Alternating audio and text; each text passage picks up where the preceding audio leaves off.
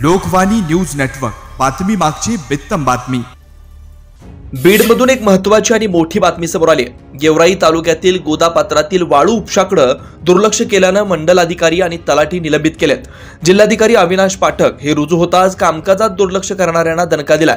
यामुळे महसूल विभागात मोठी खळबळ उडाली आहे।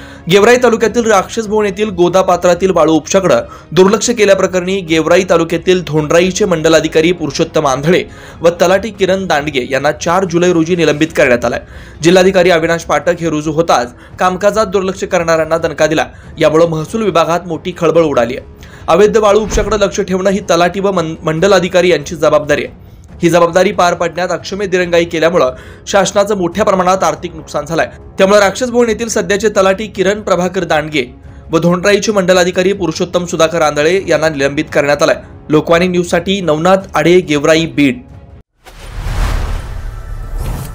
लोकवाणी न्यूज नेटवर्क, बातमी मागची बित्तम बातमी।